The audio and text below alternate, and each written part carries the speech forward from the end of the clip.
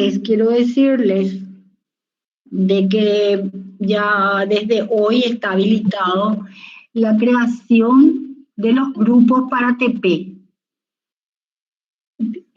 Son de 16 alumnos, quiere decir 2 grupos de 8, ¿verdad? Y en la unidad de trabajos prácticos, en la unidad 3, ahí tienen el lugar donde alzar la lista de alumnos. Esa lista de alumnos tiene que tener las 4 áreas de trabajo y los niveles de un edificio en altura, como hicimos en construcciones 4.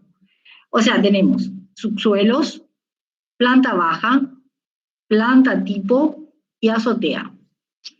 Dentro de cada nivel, esos son los 4 niveles de un edificio en altura.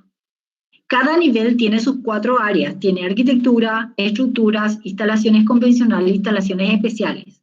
Y en cada nivel eso va variando, ¿sí? Entonces, cuando hacen su lista de 16 compañeros, por favor, alzan ahí y me ponen al lado de cada nombre completo, nombre y apellido, el nivel y el área que va a trabajar ese estudiante. ¿Se entiende? Sí, profe. Voy a ver un poco. Profe, yo tengo una consulta sobre los grupos. Sí. ¿Tienen que ser 2 grupos unidos, o sea, así conformados ya como el semestre pasado, o se pueden disolver los grupos del semestre pasado y crear uno de 16? Como ustedes quieran. Como ustedes quieran. Pero sí, el grupo tiene que estar consolidado porque se va a trabajar por nivel y por área cada alumno, pero después hay que consolidar el trabajo. No puede faltar en un nivel o no puede faltar un área en un nivel, ¿ok? Sí, profe, gracias. Sí. El semestre pasado nosotros éramos 9 personas. Porque a mitad de camino se unió una persona. Sí. Y ahora me uno con otro grupo, vamos a ser 17. Bueno, probablemente va luego a haber algún grupo que tenga uno menos o uno más. Eso es inevitable, ¿verdad? Ustedes armen su grupo y si tiene que entrar una persona más, bueno, que entre. Para no disolver 2 grupos, pero si de repente tenemos grupo de 17 y hay grupo que le está faltando, tenemos un grupo de 15, entonces alguien debería nivelar, ¿verdad? Cambiarse y nivelar eso. Bueno, un segundito, quiero experimentar un poco esto y que ustedes me vayan diciendo.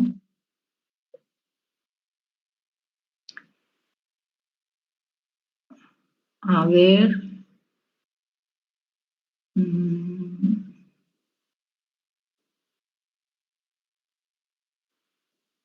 Bueno, doy entrada a todos y Aula 1 estuvo escuchando lo que yo dije. Sí, profe. Perfecto, está funcionando bien entonces. Y Aula 2 escuchó lo que yo dije, ¿verdad? Todo lo que dije. Sí, profe, se escuchó todo. Perfecto, entonces está funcionando como tiene que funcionar en paralelo. Bueno, ahora vamos a iniciar la clase 2 y quiero que, por favor, alguien abra su micrófono de aula 1 y de aula 2 y me digan que están viendo lo que estoy proyectando, la pantalla que estoy compartiendo. En aula 2 sí se ve, profe. ¿Y aula 1?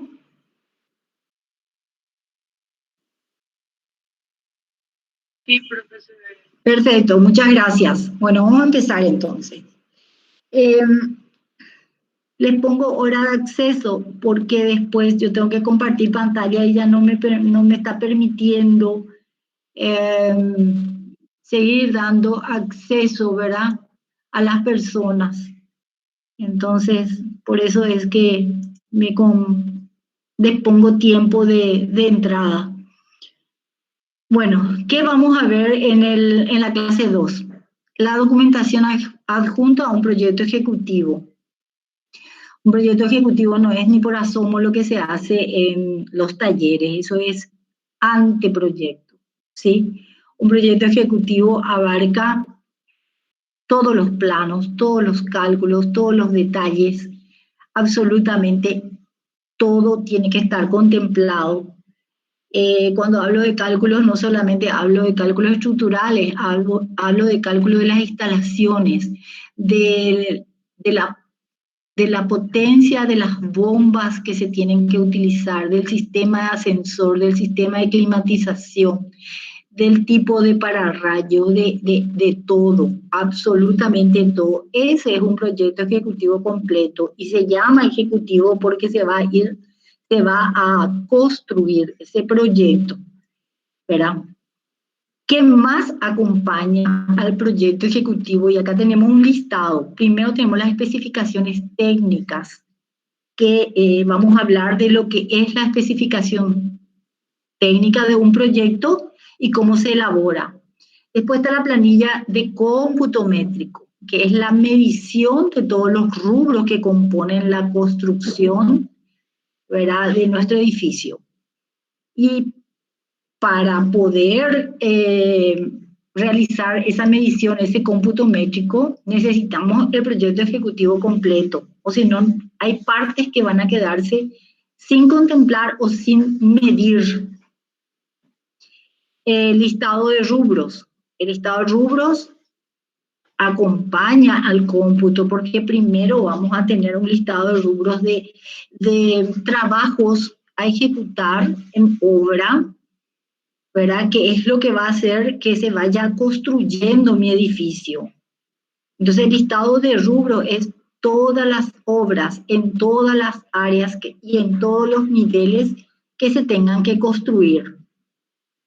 Las planillas. Vamos a ver más adelante cómo se conforman las planillas, perdón. En el aula 1 podría poner más grande la proyección.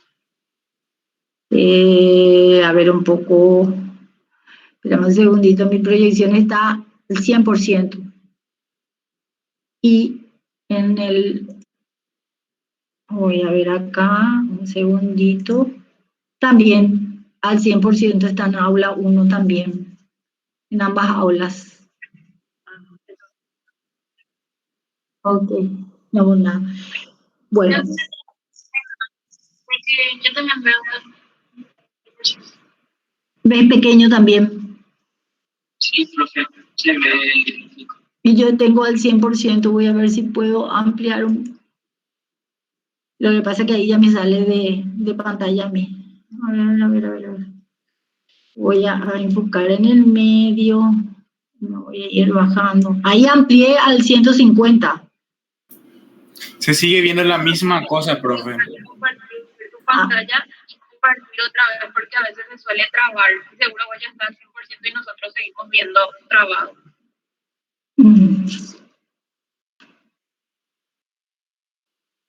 Ahí bajé al 100% de vuelta. A mí, por ejemplo, me aparece 24%. 24%. Porque aparece la diapositiva y aparece la miniatura ahí al costado. Tenés que dejar de compartir y compartir de vuelta, profe. Así va a funcionar. Y bueno, y lo vamos a hacer entonces. Ay. Bueno, ahí en aula, en las dos aulas me dicen que tengo que dejar de compartir y volver a compartir. Sí, profe. Bueno, ok.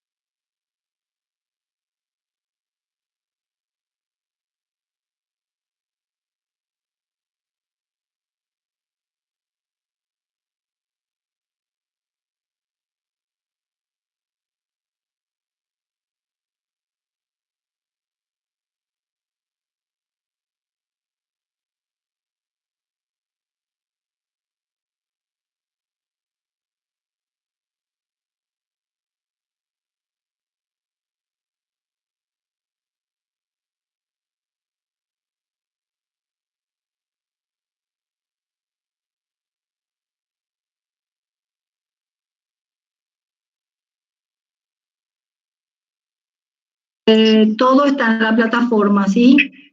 Absolutamente. Tranqui, gracias. Bueno, entonces nos quedamos en las planillas. Van a ver que vamos a construir unas planillas que tengan toda la información, ¿verdad? Esa planilla se va a convertir en una planilla de listado de rubros, de cómputo métrico, de análisis de costos, de análisis de precios, hasta llegar a una oferta incluyendo también las ganancias nuestras como profesional y la oferta incluyendo el impuesto al IVA. Bueno, eso vamos a ir viendo más adelante, pero forma parte, la planilla de cómputo y presupuesto forma parte del anexo al proyecto ejecutivo. Después, para poder analizar toda esa planilla de cómputo y presupuesto, vamos a usar unas tablas de consumo de material, ¿verdad? De consumo de mano de obra. Vamos a analizar los costos directos, después vamos a ver qué es costo directo, qué es indirecto, pero todo eso forma parte del proyecto ejecutivo. Otro elemento, ¿verdad?, que forma parte del proyecto es el libro del edificio, con su manual de uso y mantenimiento. Vamos a ver también, vamos a ir analizando parte por parte, vamos a analizar la planilla de presupuesto, el cronograma también forma parte y los contratos, ¿sí? Y vamos a analizar dentro de contratos tres modelos de contratos que son para la construcción de obras. Bueno, vamos a lo primero, que son las especificaciones técnicas. ¿Qué son las especificaciones técnicas? Son las condiciones que determinan los tipos de materiales con que se va a construir el edificio, las características, la calidad y la técnica de los procesos constructivos utilizando estos materiales que elegimos, ¿verdad? Y esa materialidad del edificio y esos procesos constructivos de calidad van a determinar la calidad final de mi obra. ¿Sí? Yo no puedo pretender, por ejemplo, usar materiales de segunda, pero que aplicados a un edificio en altura y tener una óptima calidad de obra, porque algo está fallando. O usar mano de obra descalificada, ¿verdad? Y pretender tener una buena materialidad, vamos a decir, una buena construcción, ¿verdad? Y no tener problemas en obra. ¿Y por qué es tan importante las especificaciones técnicas? Porque es lo que nos rige, ¿verdad? Cuando llega, por ejemplo, un fiscal de obra, se ciñe a lo que estrictamente a lo que dice la especificación técnica para evaluar la obra, ya sea un fiscal o un supervisor de obra. Entonces determina la calidad y tiene que estar todo escrito. ¿Cómo se hace esto? Se redacta, ¿verdad? Es una parte del proyecto ejecutivo que acompaña y se redacta. Y hay dos partes dentro de las especificaciones técnicas. Uno que habla de los materiales, sobre su calidad y las características que deben de reunir estos materiales. Por ejemplo, voy a decir algo, que el ladrillo común tiene que tener tal y tal medida, tiene que tener una resistencia tal, un color tal, ¿verdad? Se describe material por material que se va a utilizar en todas las áreas, vamos a decir, tanto material en la arquitectura, en la estructura, como es el hormigón, qué características, qué resuceca tiene, qué resistencia, ¿verdad? Cómo tiene que ser el hormigón que yo voy a utilizar en obra. Después, en cuanto a las instalaciones, los materiales que cada una de las instalaciones convencionales y especiales están indicando en mis planos. Bueno, eso en cuanto a todo lo que es materialidad y su calidad. Y después de esa etapa se entra en el proceso constructivo. ¿Cómo utilizo el material? Ese ladrillo común que hablamos que tenía que tener tal característica para cumplir, ¿verdad? Con la materialidad que yo estoy especificando y que está en mi detalle constructivo y que está en mis planos, ¿verdad? ¿Cómo usarlo? Va a ser para una mampostería de cerramiento, va a ser para un muro portante, cómo voy a ir trabando los ladrillos, si va a ser una pared de 15, una de 20, una de 30, lo que sea, si va a ser una pared armada o no, y con qué mortero y con qué dosaje.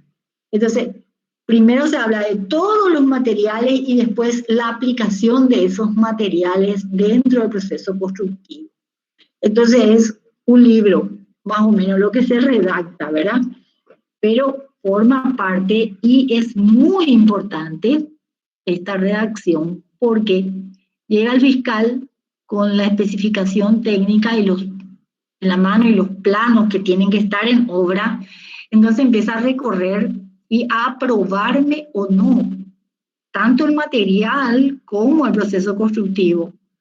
Y tiene que estar así como dice mi especificación técnica, así tengo que estar construyendo. ¿Se va entendiendo esto? Después el cómputo métrico. Para el cómputo métrico, para empezar un cómputo métrico, ¿qué yo tengo que disponer? El proyecto ejecutivo o constructivo, es lo mismo, completo. Las especificaciones técnicas tienen que estar redactadas, porque no es lo mismo usar un ladrillo común que se ajuste a las normas, ¿verdad? Y que esté comprando yo de una casa reconocida, que llamarle al olero de cualquier lado y pedirle la tanda de ladrillos que estoy necesitando y que me traiga, en vez de que los ladrillos tengan 13 centímetros, que tengan 11, ¿verdad? En vez de que tenga 5 centímetros mínimo de espesor, tenga 3,5 o 4. Entonces, no tiene la geometría ni la resistencia. O que el color también, el color del cocido que tiene que tener el ladrillo, ¿verdad? O sea muy blanco, no esté bien cocido y después se me disgree en la mano como una galletita. Es decir, no tiene la resistencia que yo estoy necesitando para la obra. Entonces, estábamos hablando del cómputo, ¿verdad? Entonces, se debe contar con el proyecto completo, con las especificaciones técnicas para empezar a construir mi planilla de cómputo y presupuesto. Entonces, ahí yo empiezo, lo primero que hago es listar toda la cantidad de rubros y cómo enlisto los rubros que de repente pueden ser 1000 rubros en un edificio en altura. Tengo que organizar. ¿Y cómo organizo? De acuerdo al proceso constructivo, porque estamos en obra. Entonces, empiezo, ¿qué es lo primero que se hace? Todas las obras preliminares, ¿sí? Vallado, marcaciones, organización de obra en cuanto a dónde va a estar el obrador, dónde va a estar el depósito de materiales, bueno, toda esa organización de obra. A partir de ahí, desde el primer movimiento que hago es, empieza en la obra y yo ya empiezo a gastar dinero. Y el tiempo, hay una premisa fundamental, que el tiempo en obra es dinero. Entonces ahí se va enlazando todo. Entonces, mi listado de rubro tiene que estar organizado por nivel, ¿sí? Empiezo todas las obras preliminares, después lo primero que hago es la excavación para los subsuelos. Pero antes de excavar los subsuelos, yo ya tengo que empezar a construir todos los pilotes de pantalla, ¿sí? Y después empezar a excavar la tierra para los subsuelos. Entonces, mi primera obra fundamental después de todo lo que es provisorio va a ser la parte de subsuelos. Y en la parte de subsuelos, entonces aparecen el área de arquitectura el área de estructura, el área de instalaciones convencionales y el área de instalaciones especiales, porque estas 4 áreas se desarrollan en subsuelo, según los rubros que necesito de cada área específica en subsuelo. Después vamos a planta baja y lo mismo hago, las 4 áreas y me voy describiendo los rubros de cada área en planta baja y después en planta tipo y después en planta azotea, ¿verdad? Y siempre en cada nivel que entro a enlistar los rubros tengo que ir poniendo el área, primero el área, ¿verdad? Podemos empezar por el área de estructura, porque es lo primero que se construye, la estructura, soporte del edificio, y después me voy a arquitectura y después me voy a convencionales y a especiales. Más adelante vamos a ver cómo de repente todos estos rubros, no es que se termina de hacer estructura y después empiezo con arquitectura y después con convencional y después con especiales. No, se van solapando las actividades porque de por sí son equipos independientes. El ingeniero civil con su equipo está haciendo todo lo que es estructuras, ¿verdad? Y el maestro de obra, el constructor, con su equipo está haciendo lo que es arquitectura, cerramientos, muros, contrapisos, pisos, revoques, toda esa área, ¿sí? Aislaciones. Y la parte de instalaciones, por ejemplo, eléctrica, en la medida que se van haciendo los muros, ya va el electricista, el ingeniero eléctrico, disponiendo que su equipo empiece a picar las paredes para meter sus electroductos antes de revocar. Por eso es que se van solapando y se van vamos a decir, van trabajando diferentes equipos de las diferentes áreas en los niveles. ¿Verdad? Pero siempre empezamos con las estructuras, que es, como les decía, el soporte. El cómputo métrico constituye la medición de los rubros a ejecutar. Yo tengo que enlistar todos mis rubros primero y verificar con mis planos que no me haya olvidado de nada. Porque es muy importante y son muchísimos los rubros. Es muy fácil olvidarse. Es importante porque el rubro que no está enlistado no va a ser computado. Y si no es computado, no va a tener un precio. Si no tiene un precio, no voy a poder cobrar por el trabajo. Y si mi contrato no contempla adicionales o si contempla a lo máximo como las obras públicas un 20% de adicional, ¿verdad? Va a tener que salir de mi utilidad, de mi ganancia. Pero mi contrato me va a obligar a construir como dicen que están los planos y como dicen las especificaciones técnicas. Otra cosa importantísima en el cómputo métrico, cuando yo enlisto los rubros, tengo que enlazar con mi especificación técnica y saber enunciar ese rubro. Por ejemplo, cuando yo digo provisión, instalación y puesta en marcha, ¿verdad? Del ascensor. Si yo digo instalación del ascensor, dependiendo con quién haya firmado un subcontrato de provisión, el ascensor me va a venir y me va a poner en el sitio de obra el ascensor. Pero, ¿y la instalación? ¿Qué pasa con la instalación? Y la puesta en marcha y la verificación de que todo funcione bien. Entonces hay que saber enunciar muy bien todo eso. Lo mismo en cualquier otro rubro que implique la provisión, la instalación y la verificación, las bombas, por ejemplo. Entonces se van haciendo subcontratos a mi contrato general, porque son muchos los equipos que entran a trabajar para un edificio en altura. Entonces, una vez que yo tenga bien enunciados los rubros, toda la lista verificada, que no me falte nada, entonces ahí puedo empezar a metrear las cantidades que tengo de cada rubro que tengo que construir. Recién ahí puedo hacerlo, ¿verdad? Por supuesto que hoy en día se utilizan unos software que facilitan muchísimo el trabajo.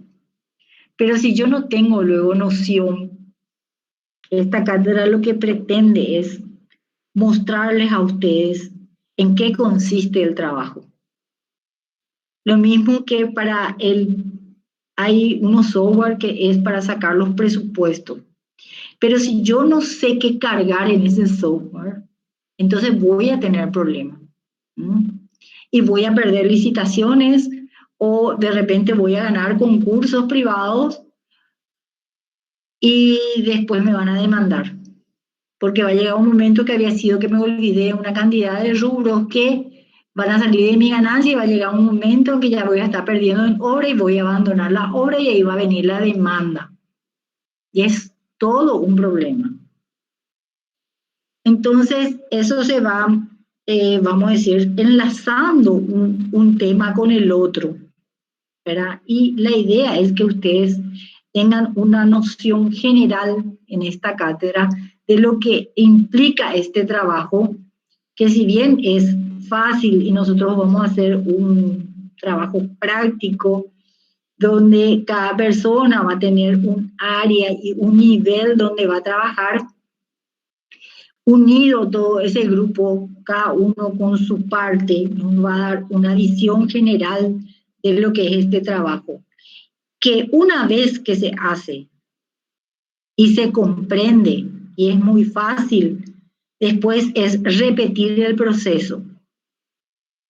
Pero es muy importante que entiendan bien cómo funcionan las cosas, porque es el concepto general lo que le queremos transmitir, para que ustedes mañana puedan manejar los software, ¿verdad? Hoy, en mi época se hacía todo a mano y con calculadora. Hoy ustedes tienen la ventaja de la tecnología, ¿verdad? Y de poder manejar eso, pero para manejar eso y entender qué hay que cargar, tienen que manejar muy bien los conceptos, porque si no, no van a llegar a ningún lado y van a tener muchos problemas. Y esto es para el resto de la vida. O sea que toda su vida van a tener que enfrentar este proceso de un proyecto ejecutivo y de todos sus anexos para poder construir. Independientemente a que sea tan complejo como un edificio en altura o un edificio que no sea en altura, pero que tenga la máxima complejidad, como pueden ser los aeropuertos, los hospitales, los shopping, ¿verdad?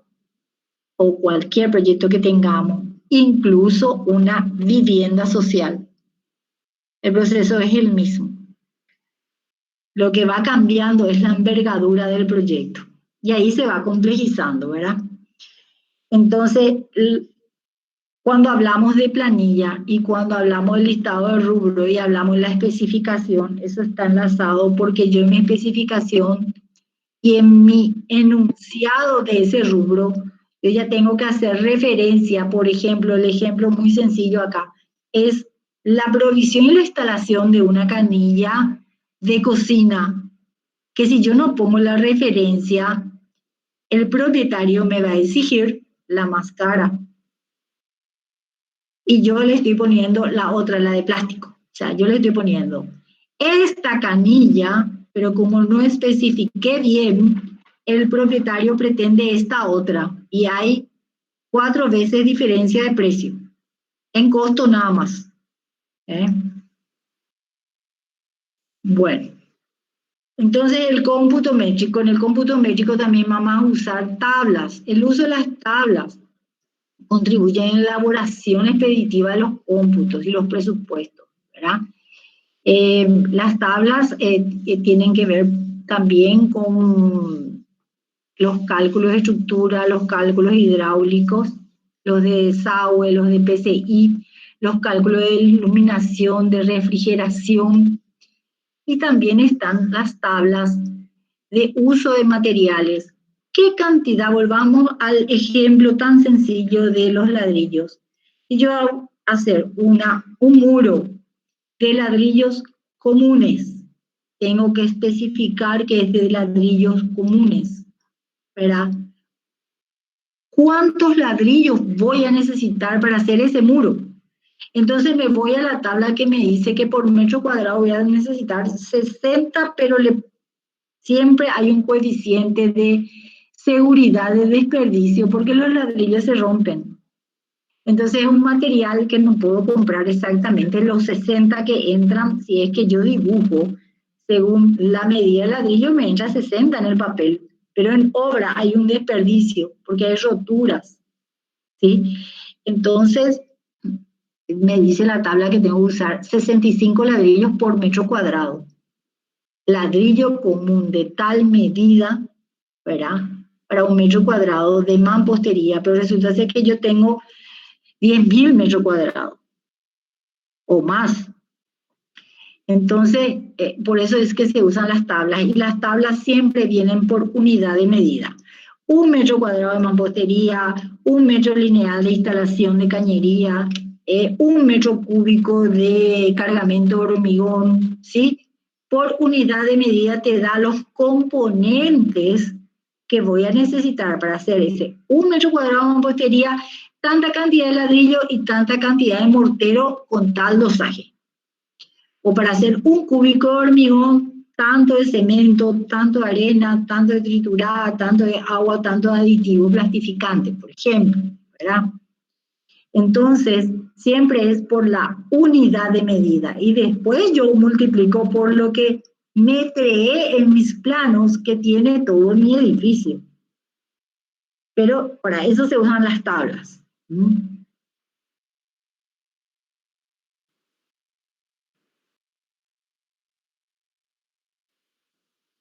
A ver, el consumo de material es lo que estábamos hablando, ¿verdad? Acá hay un ejemplo.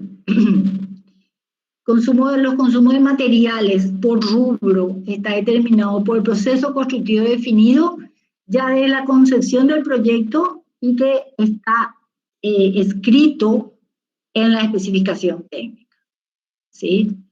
Entonces, y hay ejemplos ahí que menciona tabiques rígidos o livianos, losas prefabricadas, losas armadas in situ, losas de hormigón convencional, de postensado, del sistema constructivo estructural que me indique mi proyecto.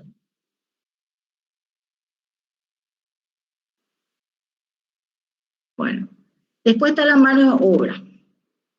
Eso era en cuanto a la materialidad del edificio. En la mano de obra, la incidencia que tiene con respecto a los costos directos. Y acá vamos a ir anticipando un poco algunos conceptos. Dice, los costos directos están conformados por lo que incide directamente en el costo de una obra, que es material, mano de obra, herramientas. Pueden ser herramientas menores o herramientas mayores. Pero eso es básico para construir. Esos son los costos directos que está mencionando, ¿sí?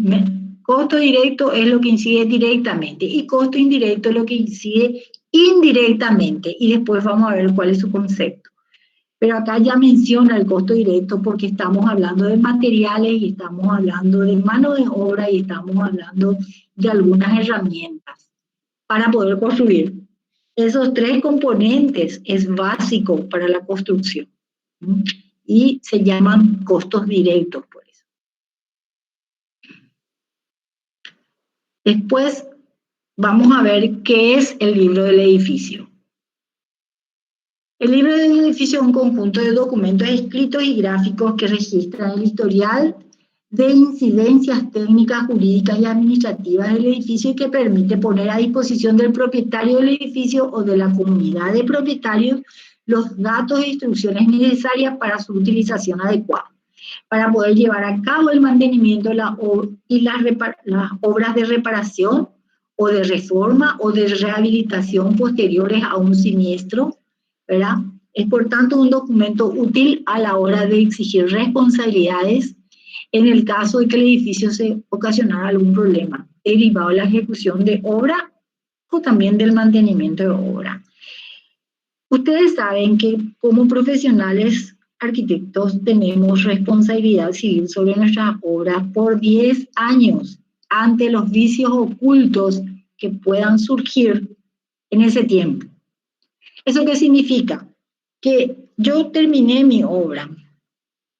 Entonces, a satisfacción del cliente, entrego bajo acta de una recepción definitiva, donde firma el propietario, firma el profesional, firma el fiscal, el supervisor, firmamos todos quienes estuvimos implicados, las cabezas, ¿sí? Pero, ¿qué pasa? Pasó 6 meses y el edificio empezó a tener problemas eléctricos. Esos son vicios ocultos, que en el momento de entregar la obra pareciera que todo funciona perfectamente, pero después de un tiempito ya empiezan los problemas porque había sido que no estaba funcionando perfectamente. O otro ejemplo típico, todas las instalaciones de agua corriente embutidas o colgantes dentro del cielorraso técnico, ¿verdad? Y empieza a funcionar, pero con la presión del uso y cuando entra en funcionamiento todo el edificio, va cambiando la presión, ¿verdad? Del agua dentro del caño. Y si el plomero no ajustó bien las uniones de accesorios, como alma doble, codo, uniones T, empieza a gotear y a formarse manchas en las paredes o manchas en los cielos rasos. Eso es un vicio oculto que se ve después de un tiempo, recién aparece. Entonces ahí me vuelven a llamar a mí, porque es mi responsabilidad venir y arreglar sin que le cueste un centavo al propietario. ¿Sí? Ahora, hay otras patologías que se desarrollan en el edificio, pero no por mí, no son vicios ocultos. Lo que pasa es que yo en el libro del edificio tengo un manual que compone este libro, donde yo le indico al propietario cómo hacer el mantenimiento y cuándo hacer el mantenimiento. Pero él hace caso omiso y pongo un ejemplo muy sencillo. En el tanque inferior tengo 2 bombas que trabajan alternadamente para la impulsión del agua al tanque superior. Cada cierto tiempo una bomba deja de funcionar y entra en mantenimiento y la otra sigue funcionando. Después se conecta esa que ya se hizo el mantenimiento y sale la otra mantenimiento. ¿Qué pasa si este señor propietario no hace ese mantenimiento? Y de repente se engrana la bomba, una de las bombas, y sigue funcionando la otra, y cuando tienen que entrar a funcionar, la otra está descompuesta. Entonces me llaman porque me dicen que hay una mala instalación o hay un problema al resolver. Estoy dentro del periodo de responsabilidad civil, pero yo vengo con los técnicos, el ingeniero hidráulico, el ingeniero eléctrico, ¿verdad? Y comprobamos que la bomba se engranó por falta de mantenimiento. Es responsabilidad del propietario o del administrador del edificio, no de los profesionales. Entonces el libro del edificio marca un poco las responsabilidades de las partes. Si bien respalda al propietario, también nos respaldan a nosotros. Y eso ocurre también con los cambios de uso de los proyectos, ¿verdad? Entonces es importantísimo y tenemos que tener el hábito de, por más pequeña que sea nuestra obra que terminamos y entregamos, ¿verdad? Entregar este documento y vamos a también explicar de qué elementos se compone este libro del edificio. Dice, los documentos que conforman el libro del edificio, el proyecto de la obra, juntamente con las modificaciones que se hayan producido durante la construcción, debidamente aprobados los planos, Muchas veces hay algunos ajustes que se hacen en obra o algunas modificaciones y no se lleva a los planos. Se entregan los planos originales, ¿verdad? Y uno con los planos originales se va y ve que algo está diferente. Y peor aún cuando se trata de instalaciones que quedan ocultas, ¿sí? Entonces es fundamental que el propietario reciba el legajo completo del proyecto, todos los planos así como está construido. El acta de recepción de obra, fechado, porque a partir de ahí corren las responsabilidades de una y otra parte. Entonces, el acta de recepción donde yo entrego y el propietario recibe. La relación identificativa de los intervinientes en el proceso de edificación.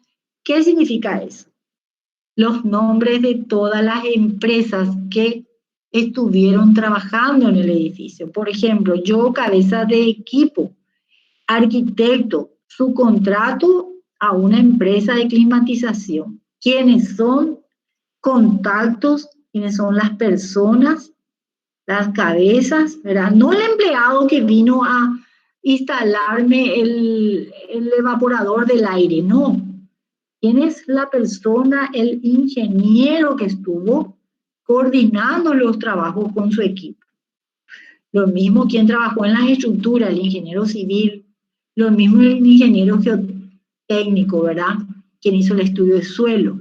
Lo mismo el ingeniero electromecánico que instaló todas las bombas. Quien provisionó, instaló y puso en marcha los ascensores y todas las bombas que tenemos en el edificio.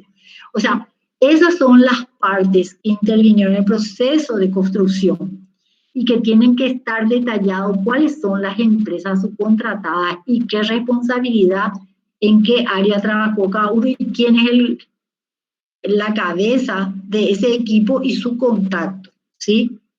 Porque hay una administración en el edificio y de repente hay que hacer el mantenimiento bajo la responsabilidad del propietario o del grupo de propietarios. Entonces, probablemente si yo le suministro toda esa información y llega el momento del mantenimiento de las bombas, le llamen directamente a esa empresa para que venga a hacer mantenimiento. No tienen ya más que llamarme a mí, ¿verdad? A no ser que la bomba se descomponga y esté dentro del periodo de responsabilidad y yo me tenga que ir a ver y deslindar responsabilidades. No, esto se descompuso por tal cosa, es tu responsabilidad. O sí, es mi responsabilidad y me hago cargo y le llamo al equipo que trabajó, donde yo también difiero esa responsabilidad. Porque no soy yo la arquitecta que me voy a instalar esa bomba. Hay profesionales indicados para eso, ¿verdad? O sea, está el ingeniero electromecánico a quien yo le subcontraté. Entonces mi responsabilidad se deriva a ese profesional. Después las instrucciones para el uso y mantenimiento del edificio. A lo mejor los propietarios son gente que son de otra profesión, no tienen por qué saber cada cuánto tiempo tienen que hacer el mantenimiento de todo lo que es electromecánico dentro de un edificio. Entonces echan mano a estas instrucciones, el uso y el mantenimiento, ¿verdad? Las revisiones obligatorias que se tienen que hacer, no solamente a todo lo que es bombas y ascensores y todos esos equipos electromecánicos, sino también a las estructuras, a las instalaciones, a los cerramientos, ¿verdad? Los plazos recomendados para hacer mantenimiento de pintura, por ejemplo, en las fachadas, ¿verdad? Porque los materiales van venciendo y los materiales tienen una vida útil. Y si yo dejo nomás y no le hago el mantenimiento a la fachada, ¿por qué? Porque es un rubro muy caro, y es cierto, es uno de los rubros más caros, porque se hace en altura, en silleta, y es una mano de obra calificada. Entonces dejo pasar el tiempo y se van desarrollando patologías, ¿sí? Y se va agravando la situación porque caducó el material. ya necesitaba, por ejemplo, tener un mantenimiento de silicona en las partes vistas, de materiales vistos, y no se le hizo. Y empezó a absorber mucha agua de lluvia y generar humedades, ¿verdad? A disgregar los reboques, a ampollar las pinturas y una cantidad de cosas por falta de mantenimiento. Entonces los plazos recomendados para hacer esos mantenimientos que están bajo responsabilidad del propietario. El mantenimiento de los materiales usados en la construcción, esto sí, hay que avisarle, la gente que vive en el edificio no tiene por qué saber lo que nosotros sí tenemos la obligación de conocer. Entonces esto hay que dejar por escrito, ¿ok? Bueno, ¿cuál es su finalidad, el libro del edificio? Y ahora van a ver por qué es importante que si yo estoy construyendo una vivienda o un edificio de máxima complejidad, eche mano a este documento. La finalidad dice, primero, conservar y aumentar la vida útil del edificio mediante las instrucciones de uso y mantenimiento. Y segundo, servir de instrumento jurídico en primer grado para hacer valer los derechos de los usuarios al recoger las distintas obligaciones de los agentes intervinientes en el proceso constructivo. O sea, le cubre al propietario para exigir que los vicios ocultos que aparecen en el edificio durante un periodo de tiempo, nosotros los profesionales nos hagamos cargo, pero también de lindar responsabilidades nuestras cuando no se cumplieron las indicaciones que nosotros dejamos en el manual de uso y mantenimiento. Entonces, es a ambas partes que cubre, ¿sí? ¿Quién elabora el libro del edificio? Una vez finalizadas las obras, corresponde al director de obra elaborar ese libro y entregar, ¿verdad? Entregar esta documentación. El director de obra generalmente es el arquitecto. ¿Qué es el manual de uso y mantenimiento? Que forma parte del libro del edificio y es el documento que facilita el correcto uso y adecuado mantenimiento. ¿Por qué es importante este manual de uso? Porque muchas veces se instalaron bien las cosas, pero se usaron mal y se rompieron o tuvieron problemas, ¿sí? Las instalaciones, por ejemplo, por dar un ejemplo nomás, en los 78 bloques del barrio San Francisco, durante un año se hicieron charlas para enseñarle a la gente a usar los baños adecuadamente, porque trancaban todo, porque tiraban todo dentro de los inodoros, ¿sí? Entonces, no es que la instalación tenía problemas, sino que la gente usaba mal. Entonces es importante el uso y el mantenimiento. Doy otro ejemplo un poco más complejo, pero que se ve muchísimo. Se proyecta y calcula y se construye un edificio para una función determinada y cumple su función durante 10 años y al cabo de ese tiempo se cambia la función del edificio. Y después de un tiempo aparecen una cantidad de fisuras. Y no vamos a poner 10 años porque ahí caduca la responsabilidad civil del arquitecto. Vamos a poner 6 años. Por dar un ejemplo nada más. Cambia la función de ese proyecto que se construyó, de ese edificio. No importa si en altura o si es de baja envergadura o de mayor envergadura y complejidad del edificio del que estoy hablando, pero cambia su uso, ¿verdad? Hay muchos locales que se han convertido de vivienda, han pasado a ser locales de gimnasios, ¿verdad? Entonces tienen otro uso. O de repente se construyó como oficina, pero pasó a ser biblioteca.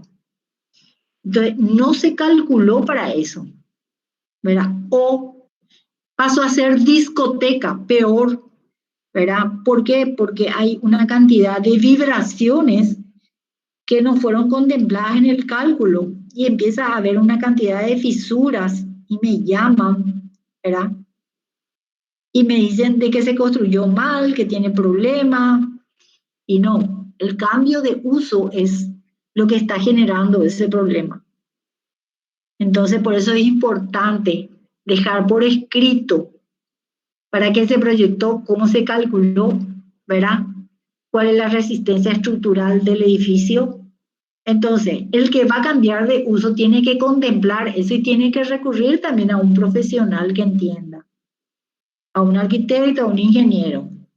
Hay usos sencillos que se pueden cambiar, pero hay otros que son complejos y que se tienen que analizar antes de los cambios. Entonces, el manual de uso y mantenimiento forma parte del libro, del edificio. Sigo avanzando. Avanzo con respecto a lo que es la introducción de los procesos para iniciar un cómputo métrico. ¿Se acuerdan que el cómputo métrico, que es parte de la planilla de cómputo y presupuesto, ¿verdad? Forma parte de todo esto que es los anexos al proyecto ejecutivo, a los planos, vamos a decir, los material anexo a los planos.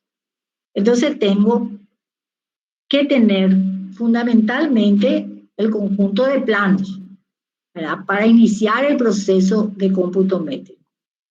Una vez que yo tenga el conjunto de planos, voy a poder dimensionar todos los rubros y los materiales que necesito enlistar, ¿verdad? Para poder computar, ¿verdad? En todos los niveles y en todas las áreas.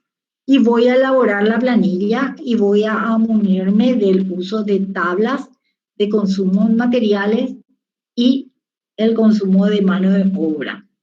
Consumo de materiales en cantidad de materiales para poder construir esos rubros que hacen a la construcción de mi edificio y el uso también de tablas en cuanto a cuánto tiempo un equipo de oficial y ayudante va construyendo la cantidad de mampostería de 0,15, por volver a ese ejemplo sencillo.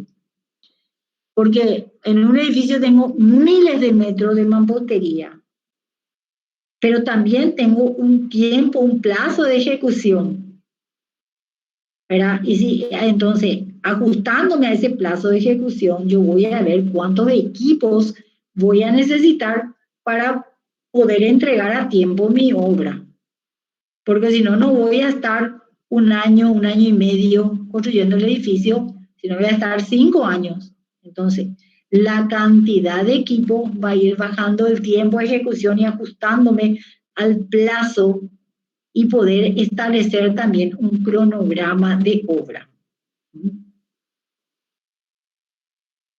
Acá vemos unos listados muy generales, ¿verdad? Pero muy generales porque después cada uno de estos ítems se desglosa totalmente. Los trabajos de gabinete, el pago del comitente, trabajos previos en obra, que es todo eso que le decía, después vamos a ver en detalle la organización humana y física de una obra antes del inicio de la obra en sí. Los trabajos previos en obra, que es todo el vallado, los letreros, ¿verdad? La medición del terreno, el replanteo general para ver si el título está de acuerdo a lo que yo tengo en el sitio del terreno en sí, si no hay variables, ¿verdad? Después tengo el movimiento de suelo inicial, excavación para cimientos, la carga de los cimientos, drenajes provisorios y definitivos, la estructura. En la estructura tenemos dos facetas, la parte de fundaciones, ¿verdad? Y la parte de la estructura emergente del edificio.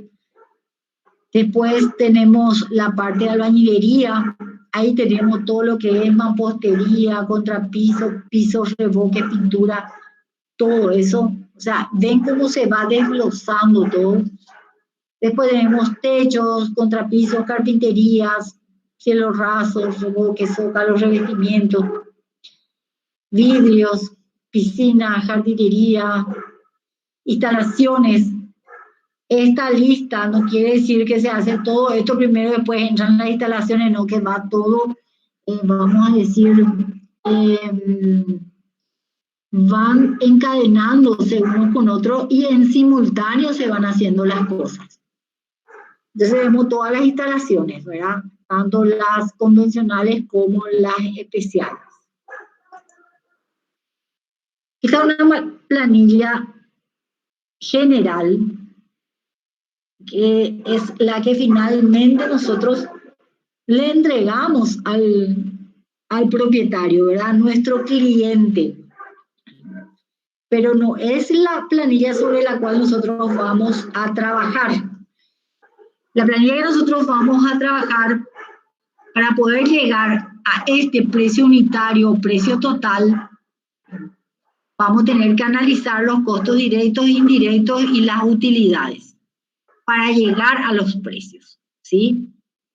Entonces, es solamente a modo de que ustedes vayan familiarizándose con una planilla, que es la planilla que se le entrega al propietario. Vamos a decir, es la planilla final que se le entrega al propietario, pero después vamos a ver cuál es la planilla que nosotros usamos para llegar a esta planilla final. Entonces, acá tenemos obras preliminares, ustedes pueden ir leyendo lo que es obras preliminares, movimiento del suelo, estructura de hormigón, albañilería, ¿verdad? Todo lo que es albañilería, carpintería metálica, de madera, de aluminio, ¿verdad? Las pinturas, ascensores, piscinas, jardinería, instalación eléctrica, sistema de seguridad contra incendio, instalación de climatización, los ascensores, líneas telefónicas, circuitos de cablevisión.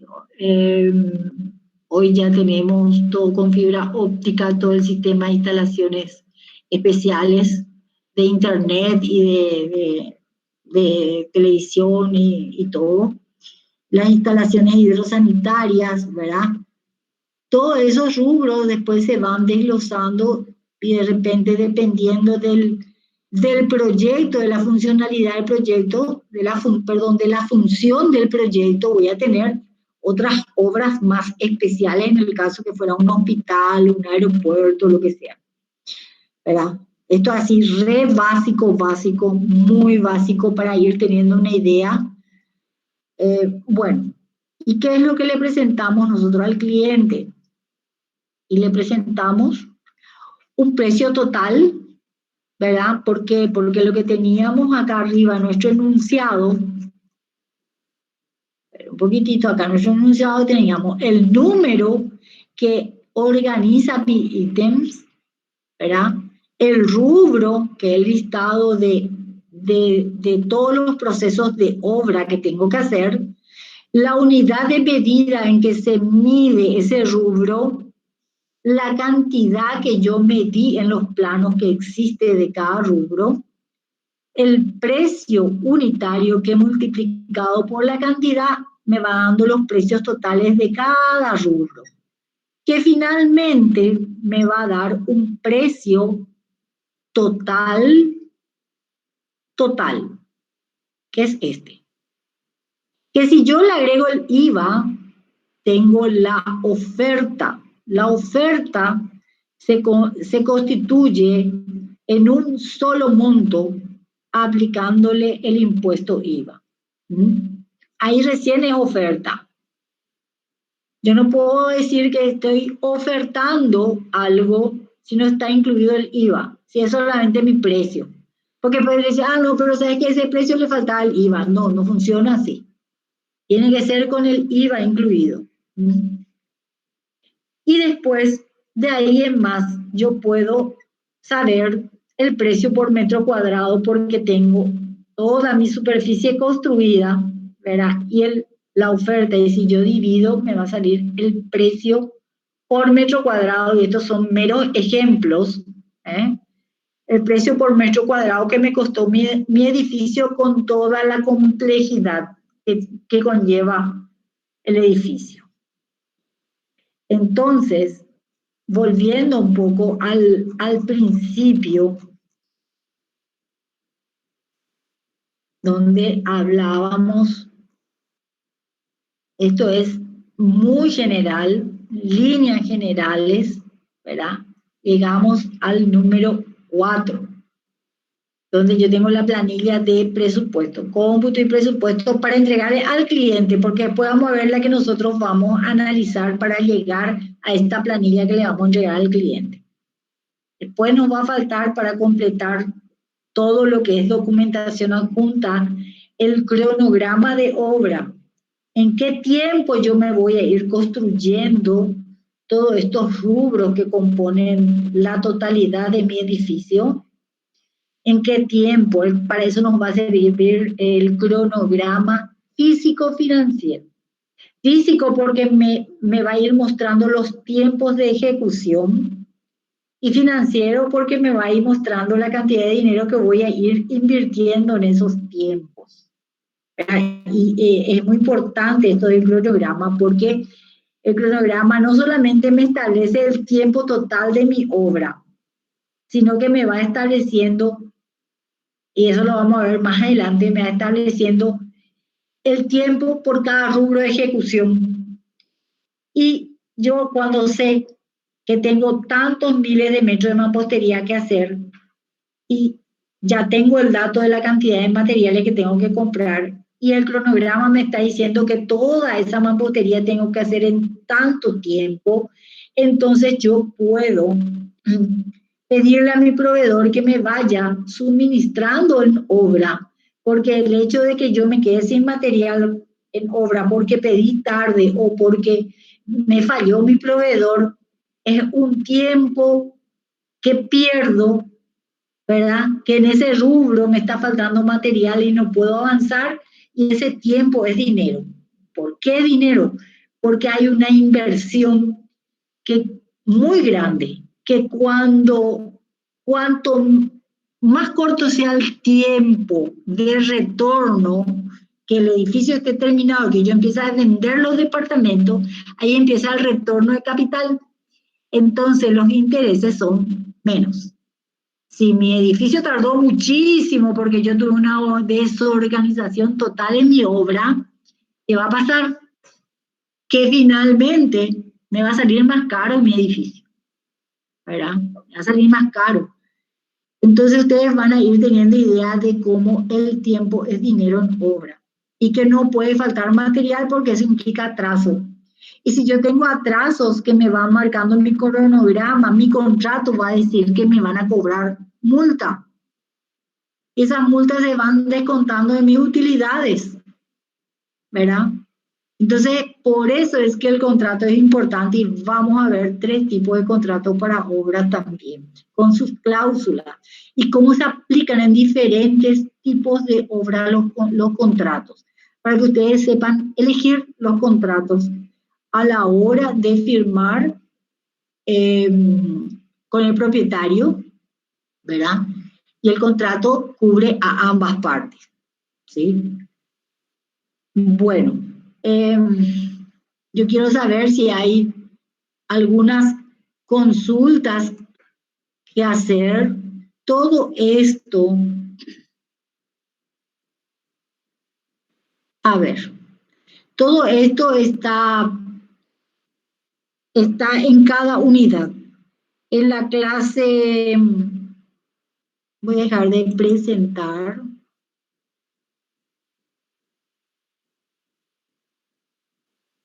Mi pantalla. Bueno, cada unidad tiene sus materiales de lectura, ¿sí? Y dependiendo de la unidad, también tiene su video tutorial. Patología, por ejemplo, era muy importante que tenga un video tutorial, ¿verdad? Pero esta parte que es muy leída, no tiene un video, tiene todos los materiales ahí para que ustedes puedan ir leyendo. Entonces, cada unidad tiene sus contenidos y tiene sus materiales en PDF para que ustedes vayan leyendo. Es importante que estos conceptos generales ustedes vayan asimilando, porque cuando empecemos a hacer el trabajo práctico, que al término de todas las unidades, ahí tenemos nuestro parcial, porque el parcial tiene que ver con todos estos conceptos que vamos a ir desarrollando, y después vamos a empezar el trabajo práctico. Y el trabajo práctico ustedes tienen que tener claro el concepto de cada cosa para que les salga bien su trabajo práctico, porque si no les sale mal su trabajo práctico, ustedes no tienen conceptos claros de qué son los costos, de cuándo los costos se convierten en precios. Porque uno cuando anda por la calle dice, ¿cuánto te cuesta esto? ¿O qué precio tiene esto? Y parece que hablamos en sinónimos nada más. Y para el profesional, para el arquitecto, para el ingeniero, son cosas diferentes. Para nosotros los costos es lo que me cuesta la obra, donde no está implícito la ganancia del profesional. Y ese costo, cuando yo le agrego mi ganancia que está reglado por la ley 1012, ahí se está convirtiendo en un precio, ¿sí? Y cuando a ese precio yo le pongo un impuesto, el IVA, se está convirtiendo en una oferta. Entonces, muy importante la claridad en los conceptos, porque eso es lo que a ustedes les va a llevar a utilizar correctamente los software. ¿Verdad? Ustedes no van a hacer a mano como nosotros con Olguita. En nuestra época hacíamos a mano los cómputos, a mano los planos, todo a mano, ¿verdad? Bueno, eso un poco delata nuestras edades, pero está bien. Igualmente, ustedes tienen que manejar los conceptos para poder utilizar los software que están a su disposición y que facilitan enormemente el trabajo. Y también tienen que tener una lectura general de todos los rubros que componen un edificio para dimensionar el trabajo. Si no se dimensiona el trabajo, no se puede enlistar, y eso tiene que salir de la cabeza de ustedes y de los planos. Por eso los planos tienen que estar muy bien hechos y completos, ¿verdad? Porque algo que no está en los planos no va a estar en mi listado del rubro. Ay, había sido que era re importante para la construcción, y ahí ya empezamos mal. Y van a ir viendo cómo todos estos elementos que componen los anexos del proyecto ejecutivo sirven a la hora de la construcción en todos los aspectos, ¿sí? Entonces, ahora un poco me callo y quiero escuchar algo que no haya quedado claro, porque esto es muy fácil, pero hay que leerlo con un poquito de atención para tener claridad en los conceptos. ¿Alguna pregunta? Antes de tu pregunta, quiero un poco darle la palabra a Olga, si es que está por ahí. Olita, gracias. Algo que vos quieras añadir antes que los chicos empiezan con sus peticiones de aclaración. El tema del cómputo, la visión esa que se tiene cuando se empezó a hacer a mano, es muy interesante, porque uno aprende a ver que hay cifras que pueden ser totalmente absurdas. Entonces uno, si la está viendo realmente, se da cuenta que es imposible. Entonces se pueden corregir muchísimas cosas. Y otra cuestión muy interesante del cómputo es tratar de visualizar ese edificio. Entonces uno puede darse cuenta de qué está faltando. Porque a veces un elemento nada más que no computemos puede llevarnos a grandes descalabros económicos. Por decir, no computamos una puerta nomás, Pero en un edificio donde hay 80 departamentos son 80 puertas. Y eso ya tiene un costo significativo, porque no es solo la puerta, es la colocación, la provisión, el ponerle herrajes, el ponerle de todo, el pintarlo. Y finalmente va a ser una merma interesante ya en nuestra ganancia. Por eso es tan importante el cómputo y el presupuesto, que lo hagamos real, que sepamos realmente, y no que a lo mejor cuesta tanto, me pareció que costaba, o recurrimos a revistas que no siempre nos dan cifras reales. Cuando estamos trabajando ya en la práctica, siempre tenemos que averiguar con nuestros proveedores, con nuestros contratistas, los precios reales, y no llevar el cómputo y el presupuesto con una revista. Tenemos ahora un caso muy visible con el tema del puente Ñandutí, que dijeron que el presupuesto se hizo con costos. ¿Y cómo se va a hacer una cosa atípica con una revista? Las revistas ayudan mucho, pero cuando hablamos ya de plata, tenemos que tomar las precauciones reales, y cuando hablamos de calidad también. Bueno, ese era el comentario que quería hacer. Gracias. Gracias, Olga. ¿Quién pidió la palabra? Yo, profe. Adelante. Quería preguntar si el libro de obra, el libro del edificio, perdón, no me quedó claro. Le damos al usuario, al cliente, el libro, pero nosotros tenemos que tener una copia también. Generalmente nosotros tenemos luego una copia de todo lo que hacemos, ¿verdad? Nos quedamos con un archivo de los planos, con un archivo del contrato, o sea, un contrato firmado. Todos tenemos la obra tal, el día de mañana me llaman dentro del periodo de responsabilidad civil y yo pasaron 5 años y tengo que revisar mis planos y tengo que revisar todo lo que se hizo era para dar respuesta. También el libro de obra se le entrega los mismos archivos que el profesional tiene, que el arquitecto como director de obra tiene.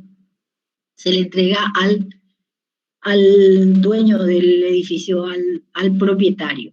A mí me toca en las consultorías de patologías que hago muy a menudo, me toca llegar a edificios donde pido los planos y eléctrica, los famosos que no tienen, ¿verdad? No tienen los propietarios los planos y los planos que me entregan al final no están de acuerdo a la realidad. Hubo cambios que no se corrigieron los planos, se le entregaron los planos originales. Me tocó obras importantes llegar y donde no existían los planos eléctricos y el problema eléctrico era tremendo, se quemaba todo. Entonces tuvimos que traerle a un ingeniero eléctrico para que haga un relevamiento. Ustedes se imaginan lo que es relevar algo que está embutido, ¿sí? Bajo tierra, primero luego verificar todo el cableado de todos los circuitos, eso está dentro de sus electroductos, bajo tierra, dentro de las paredes, los tableros, todo, hacer un relevamiento para reconstruir todo lo que es eléctrico y ver de paso dónde estaban las fallas, porque el propietario no tenía nada eléctrico. Lo mismo ocurre con los planos estructurales, ¿verdad? De repente hay cambios y no aparecen en los planos que se le entregan y no coincide con la realidad. Entonces hay que contratar instrumentos para radiografiar esa estructura y ver cómo está armada la estructura, para entrar a intervenir, ¿verdad? Entonces, constantemente yo estoy tropezando con esta falta de responsabilidad profesional nuestra. Y vos le decís, bueno, ¿y quién era el ingeniero? Y te vas y de repente el ingeniero no quiere saber más nada y no te da los planos y no tiene luego porque es su electricista numeral que hizo. Ocurre constantemente eso en las obras y es nuestra responsabilidad. Y es importante que se entienda que esa responsabilidad que tenemos con los propietarios va a favor nuestra. Porque entregar los planos adecuados, como realmente está construida la obra, nos respalda, ¿verdad? Entregar el libro del edificio nos respalda. Entonces, no piensen que porque no entregan van a zafar, porque la ley es clara. La ley, al contrario, nos metemos en problemas, ¿verdad? La ley dice 10 años de responsabilidad civil por vicios constructivos, vicios ocultos, que se pueden desarrollar en ese periodo y nosotros tenemos que responder a través de nuestro bolsillo, ¿verdad? Ahora, también delinda la responsabilidad, como les expliqué, cuando es el propietario el que falla porque yo le entregué todo, le expliqué, le mostré el libro del edificio, el manual de uso y mantenimiento, y bueno, yo no puedo ser responsable de algo que, si bien no es su área a lo mejor profesional, tiene ese documento y tiene indicado quién fue el ingeniero electromecánico y le puede llamar y que le venga a hacer el mantenimiento necesario a toda esa instalación. Lo mismo con el tema de los ascensores, ¿verdad? Es un riesgo muy grande de vida el hecho de no hacer mantenimiento a los ascensores. Y es generalmente la parte eléctrica, ¿verdad? Genera cortocircuito, genera incendio, genera peligro de vida de las personas que habitan el edificio. No sé, ¿respondí tu pregunta? Ok. ¿Alguna otra consulta? Y es nuestra responsabilidad redactar ese libro del edificio. Es nuestra responsabilidad del arquitecto, porque el arquitecto es la cabeza de equipo y tiene todos sus contratos con diferentes áreas profesionales. Y eso está firmado por un contrato entre el arquitecto y el ingeniero tal, ¿sí? Yo, como arquitecto, tengo la obligación de conocer mi trabajo, mi profesión, pero ¿por qué contrato a un ingeniero electromecánico que me va a proveer e instalar con su equipo humano todo lo que es electromecánico en un edificio? Porque si bien comprendo, no es mi oficio directo. Para eso están los otros profesionales. Lo mismo el ingeniero civil. Yo tengo que entender, tengo que diseñar la estructura. Pero al momento de hacer los cálculos, ¿verdad? Ahí aparece la firma del ingeniero civil. O sea, a mí me va a llamar el propietario, pero yo le voy a llamar a ese ingeniero civil para que también se haga corresponsable. Sí, por favor, adelante. Cuando uno lleva una obra y por distintas circunstancias la tiene que abandonar, es el momento también de redactar un relatorio completo de la obra, como el libro del edificio, y hacer un acta para cubrir todo lo que uno ya realizó y no va a hacer a futuro. Porque puede ser que el nuevo profesional venga y haga cambios que posteriormente generen patologías o que generen problemas de otra índole. ¿Y a quién van a demandar primero? Al contratista original. Así que hay que tener mucho cuidado cuando uno deja una obra y tomar todos los recaudos de hasta el punto donde se llegó, cómo se construyó y qué hay que hacer para que eso siga lo que estaba previsto. Gracias. Así mismo es. Así mismo. Porque a quién se le va a culpar al que ya no está. Entonces sí, hay que hacer un acta donde hasta aquí llegué yo, ¿verdad? Y entrego la obra en tal estadio, ¿verdad? Y bueno, siempre eso no nos va a hacer menos responsables de la parte que hayamos hecho nosotros. Pero lo que vino después pudo haber afectado la parte que nosotros hicimos, como dice Olga. Entonces es una forma de limitar las responsabilidades que tenemos, que de por sí son muchísimas. Y como yo suelo decir, es un poco argel lo que les voy a contar, pero es la verdad y pido disculpas si hay hermanos médicos, padres médicos, ¿verdad? De por medio madres. Pasa que cuando un médico se equivoca, dice que es la voluntad de Dios y su error se entierra. Cuando un arquitecto o un ingeniero se equivoca y causa pérdidas de vida, nunca se puede deslindar esa responsabilidad. Las responsabilidades siguen siendo nuestras y absolutamente nuestras. Y la vida se va a enterrar, pero la responsabilidad nos va a acusar directamente, más todavía el edificio derrumbado o incendiado o lo que sea, ¿verdad? Entonces, no es para asustarles. Esta cátedra no pretende eso, al contrario, pretende que se abrace la profesión tan hermosa que hemos elegido con mucha responsabilidad, porque es la forma de triunfar en el mercado, ¿verdad? Eso es lo que buscamos, la conciencia en ustedes, nada más. El resto se aprende por el camino. Lo que mejor les vendría a todos es ir aprendiendo paso a paso durante la facultad, que lastimosamente se convirtió en algo muy teórico. Por la cantidad de alumnos que son, no podemos recorrer obras como antes recorríamos, es imposible hoy en día.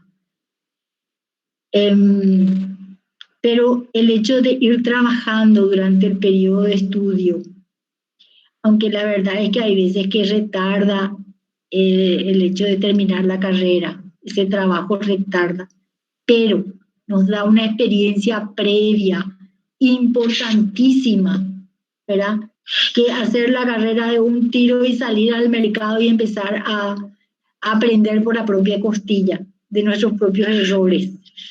Porque una cosa es lo que está en el plano y el papel aguanta todo. Y otra cosa es estar en obra y solucionar los problemas cotidianos. Porque la obra es resolución de problemas todos los días. Que el proveedor no llegó a tiempo, ¿verdad? O que mi personal se enfermó, que le tengo que sustituir, o que me falló porque me hizo una macanada. Mientras que yo estuve en la obra se estaba haciendo correctamente, salí yo de obra y salió atrás mío el maestro y le dejó a sus oficiales ahí a hacer lo que se le antoja. Y cuando yo vuelvo, las cosas no se estaban haciendo bien. ¿Dónde está tu plano? Está en el obrador. Tu plano tiene que estar en tu mano, no en el obrador.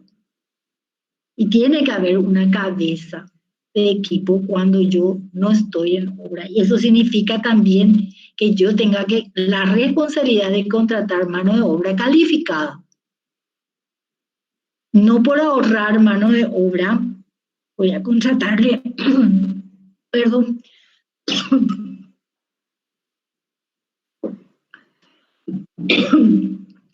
por ahora,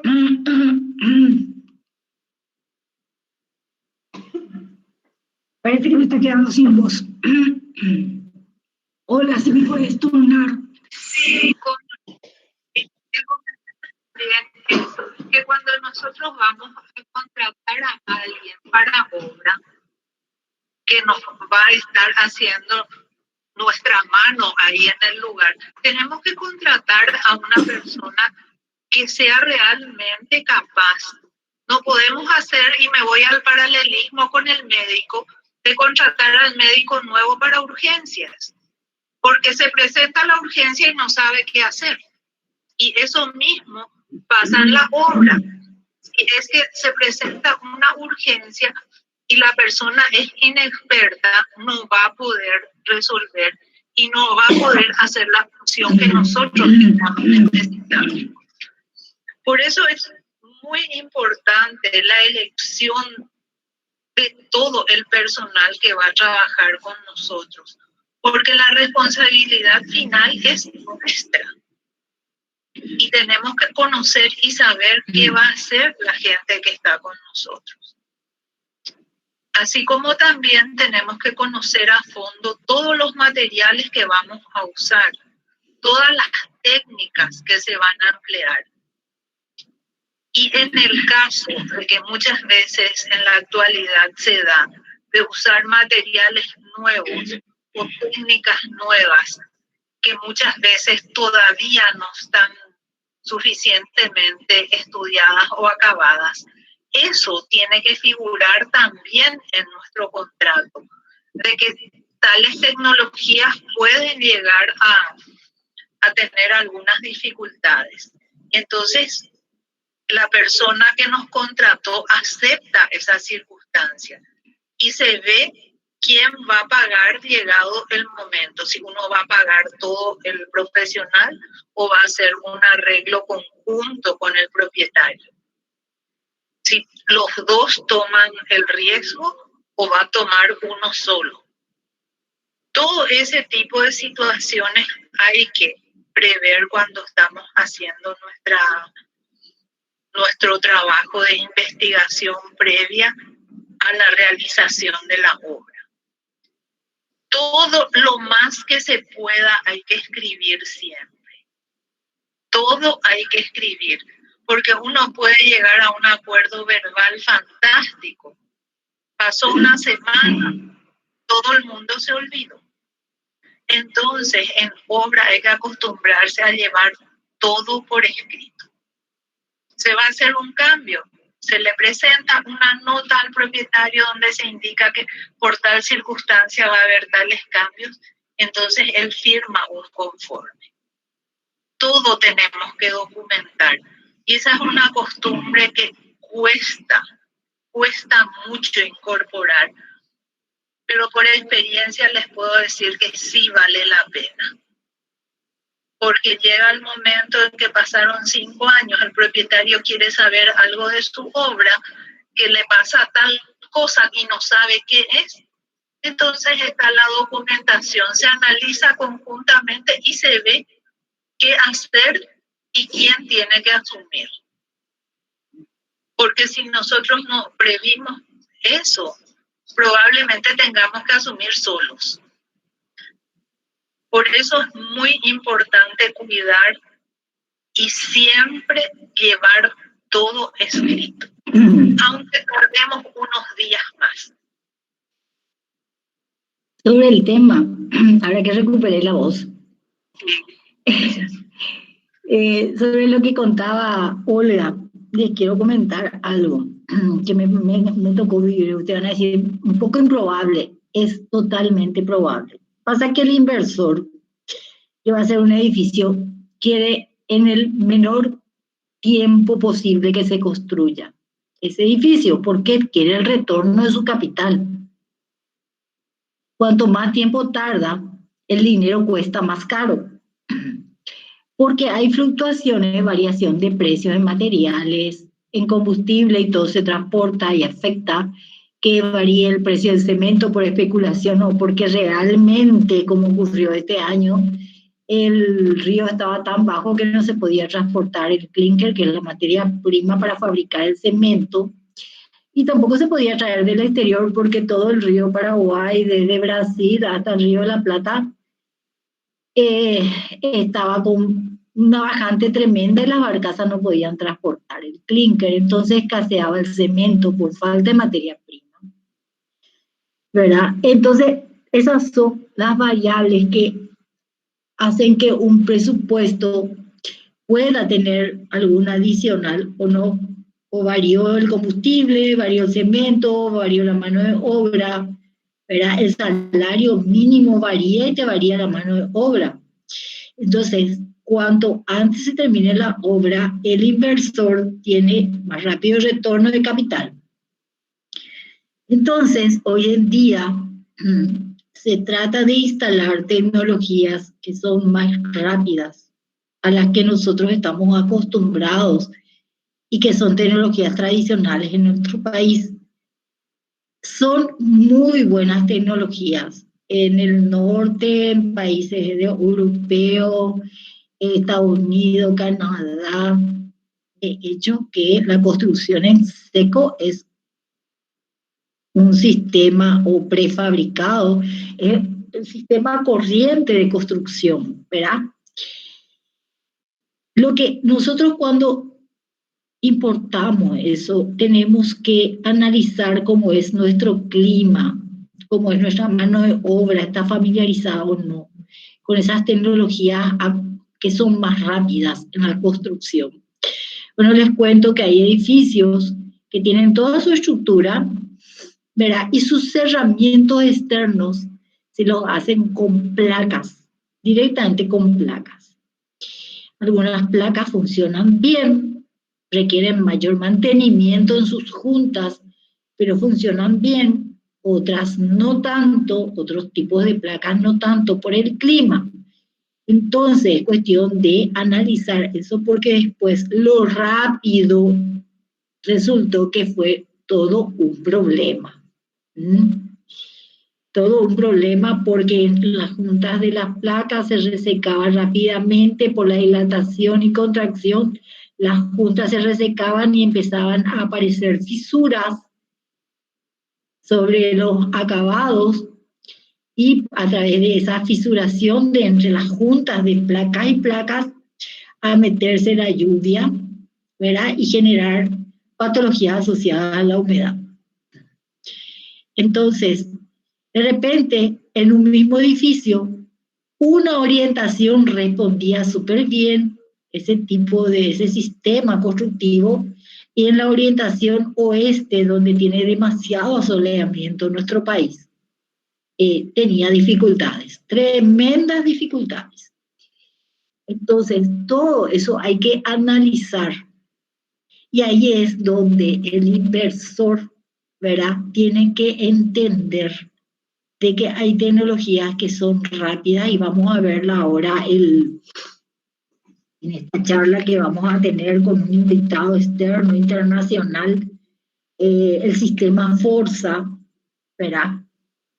Es un sistema hiper rápido para la construcción de edificios y de hecho en todo el mundo se construye así. Acá en nuestro país ya entró y estamos ya construyendo con torres, hay torres construidas ya con este sistema.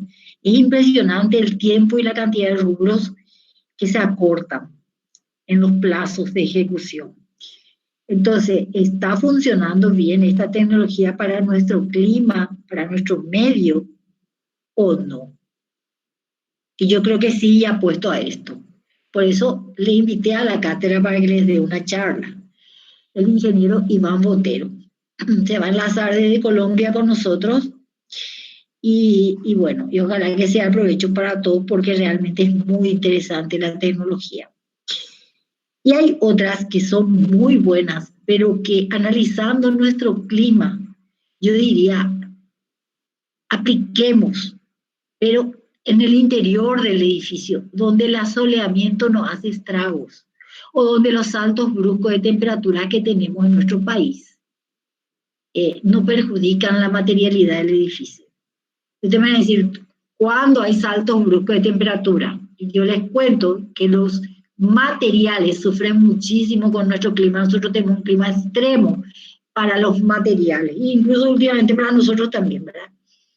Pasa que con tanto asoleamiento y tanto calor, yo estoy sintiendo 42, 45 grados de calor afuera, en la calle. Pero ese material que estuvo permanentemente todo el día asoleado no tiene 42 grados. Tiene la acumulación, está por los 90 grados. Y de repente viene una lluvia torrencial y enfría bruscamente ese material. Entonces hay un salto térmico. Y yo siento, a lo mejor dentro de mi casa ni sentí que varió 1 grado siquiera, ¿verdad? Afuera sí estaba y me agarró la lluvia y bueno, me refrescó. Pero ese material que tenía 90 grados de acumulación de calor, sí sintió el cambio brusco porque absorbió todo el embate del agua de lluvia, ¿verdad? Y se contrajo, estaba totalmente dilatado con el calor y se contrajo bruscamente con la lluvia torrencial.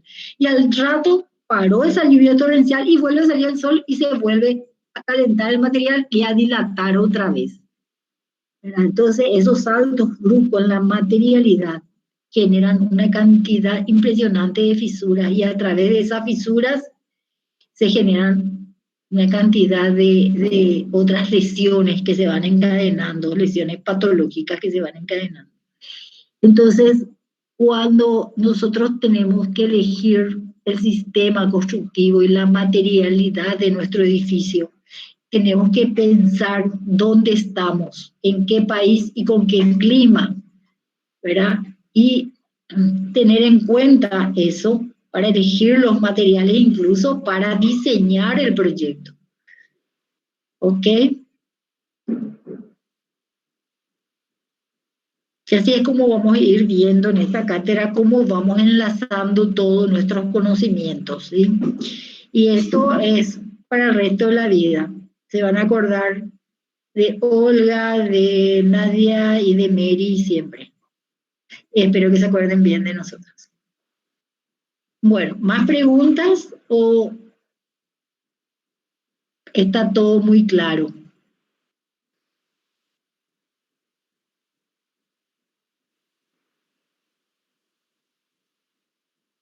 Si no hay ninguna consulta más, vamos a terminar. ¿Sí? Sí, profe, gracias. Ok. Entonces vamos a terminar nuestra clase y vayan leyendo de a poquito todo esto para que no se les encime. Está una cátedra muy fácil. Es una cátedra fácil, pero es una cátedra que les va a acompañar siempre en su vida profesional. Entonces, es corta la parte teórica y es toda conceptual. Y después, cuando los conceptos estén claros, entonces vamos a hacer un ensayo con el trabajo práctico, ¿sí? La aplicación de esos conceptos claros en el trabajo práctico. Bueno, entonces nos despedimos con Olga de ustedes y nos encontramos el próximo miércoles. Gracias, profe. De ir buscando sus compañeros de grupo. ¿Ok? Y eso pueden ver ya en la unidad de trabajo práctico. Hay ahí una explicación de paso por paso lo que vamos a hacer con el trabajo práctico y también hay